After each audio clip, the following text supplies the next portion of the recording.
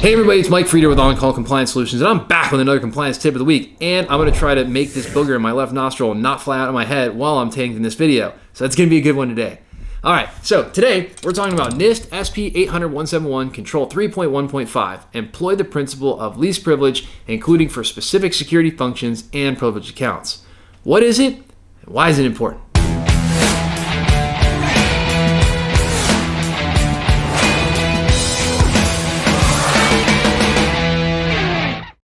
So hey, if you're a defense contractor who's feeling overwhelmed, tired, and alone, trying to understand all of this DFARS, NIST SP-800-171, and CMMC compliance stuff, I've got great news for you. You found your home here at On-Call Compliance Solutions, where we can help you transform into your company's on-call compliance hero. Let's jump into it. So 3.1.5, employ the principle of least privilege, including for specific security functions and privileged accounts. So, NIST SP-800-171 Revision 2, R2, provides updated guidance and requirements for protecting controlled, unclassified information, and in non-federal systems and organizations. That's your IT system. Control 3.1.5 under this framework focuses on the principle of least privilege, a fundamental security concept that is essential for minimizing risks related to unauthorized access and insider threats.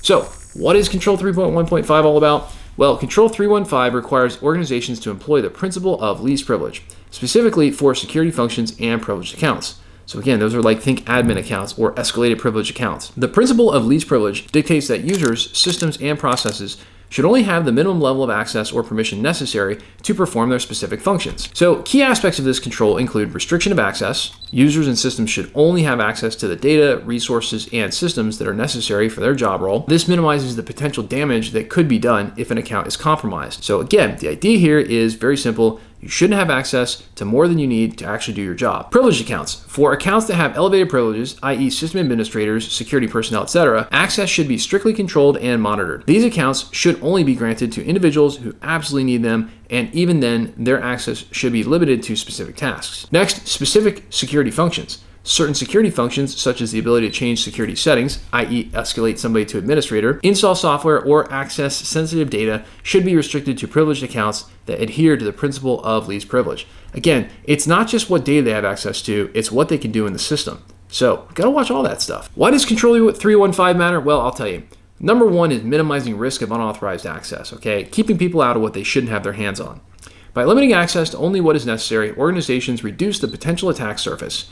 If a user's credentials are compromised, the attacker would have limited access to the system, reducing the potential impact. Number two, reduce insider threat. Insider threats are a significant concern for organizations handling sensitive information.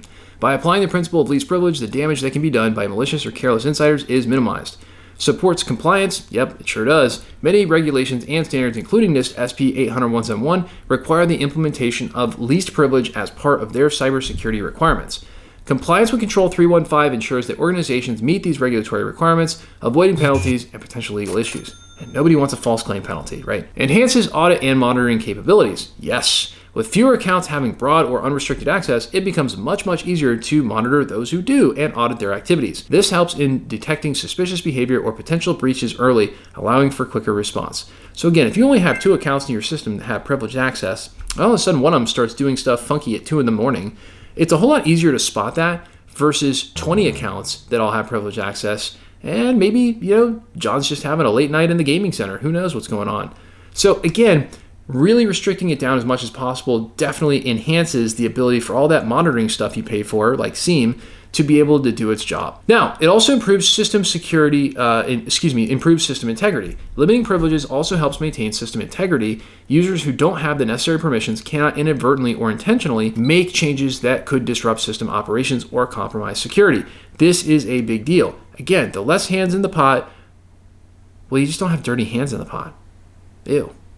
Anyway, promotes security best practices. Employing the principle of least privilege is a best practice in cybersecurity. It encourages a culture of security within the organization where access to sensitive information and critical functions is carefully managed and controlled. So again, it's kind of a no-brainer, but whenever we're going through and working with a client, yeah, we're going to get you compliant. But then we're also going to pay attention to just general security best practices. I definitely drop some advice on you from, 21 plus years and thousands of clients served when it comes to cybersecurity, IT strategy, etc. Again, it's a team effort. And also, when it comes to security best practices, not everybody knows every one of them. And so it's really, really handy to work with us because we can help you to understand where the holes are in your system. Now, a little conclusion, NIST SP-800-171 Control 3.1.5 is critical for ensuring that organizations protect sensitive information by employing the principle of least privilege.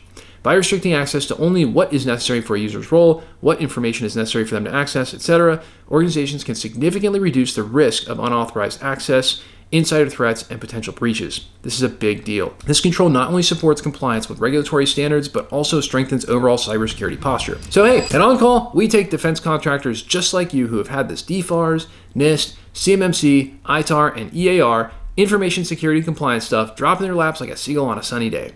And we teach you how to level up and be a proper on-call compliance hero for your company, eliminating gaps, gray areas, and getting this solved, all while showing you how to leverage compliance as your secret weapon to land more defense work with higher profit margins. Now, that, my friend, is what becoming an on-call compliance hero can do for you. If you're looking for more help getting compliant, our compliance experts are always on call for you. Visit CMMCComplianceSecrets.com. That's CMMCComplianceSecrets.com, or check out the description below. Sometimes people forget that there's actually like a little description there. You hit the down arrow and boom, you've got these links that are going to like turn your life into awesomeness.